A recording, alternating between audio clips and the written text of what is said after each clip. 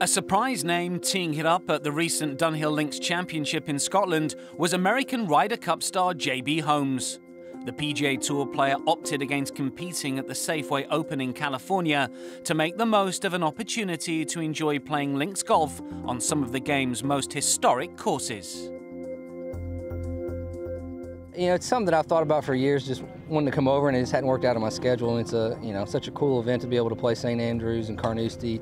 I play at Pebble Beach every year, and that's kind of the PGA Tour's version. Play great golf courses, and then be able to come over here and do that. And next year there opens at Carnoustie, so I mean it's just a cool experience. And the times I've spent over here has mostly been the British Open, but it's a different style of golf. You're playing the ball more lower to the ground. In the U.S., you're playing in the air a lot, but you're just kind of whatever the conditions are is what you kind of play with. You kind of got to fight through it. So it's a unique and a fun experience. JB's last visit to Scotland yielded a third-place finish at the 2016 Open Championship. But since that week in Troon, the 35-year-old has failed to muster a better performance. A tie for fifth at the New Orleans Classic, his best showing. It hasn't been the best year for me. I haven't played as well as I would like, but there's always next year. So coming off a couple of the best years in my career, so expectations were a little high and just didn't play as well as I would have liked. But there's next year, and I feel like my game's coming around, and I got plenty of time to get back where I want to be. So Ryder Cup's coming up next year, so gearing up, and hopefully my game will be ready and be able to get on that team. The man from Kentucky was part of the American team that won back the Ryder Cup in his home state in 2008. And after a good display at Valhalla, his career looked to be on the up.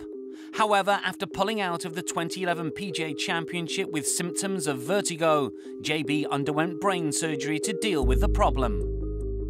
Yeah, I mean, it was a life-changing event for me with the surgery, and it changed a lot. You focus a lot on golf a little bit, and you realize you can get too involved with it. It's just a game. I'm honored to be able to play a game for a living, but in the end it's just a game, and the most important thing is God, family, and friends. And you go out and do your job the best you can, and you go home and you hang out with them. And if it's a good day, great, and if it's a bad day, at least I still have the opportunity to play. After that surgery, it wasn't 100% that I even be able a chance to come back out here. So to be able to have that surgery and then be able to come back and play in a Ryder Cup and be able to play with the best in the world is a feat in itself. So just happy to be out here. JB's return to full fitness and form earned him a second Ryder Cup appearance as Team USA regained the trophy last year in Minnesota. Hazeltine was great. I've been able to play in 2 Ryder Cups so far, and we were able to win both of them. So it's just such a unique atmosphere to be able to play in the Ryder Cup. It's really the only time in golf you get that kind of atmosphere. I describe to people it's like having a one-shot lead going down the last hole of a major on every hole. So it's very exciting. Haven't had a chance to play in a Ryder Cup in Europe.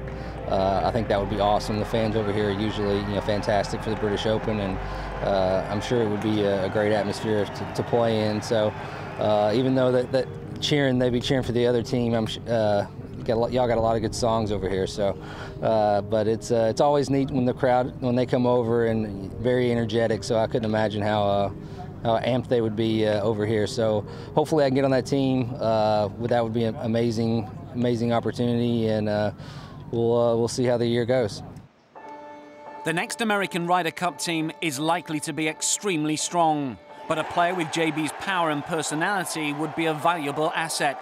His task between now and next October is to win for the first time since April 2015. I haven't really had my end of the year set down with my group yet, but always going into the year you like to win, and Ryder Cup's really the main goal, and compete in the majors. So those are usually the main goals going into the year, and we'll approach them and see what I need to do to achieve those goals.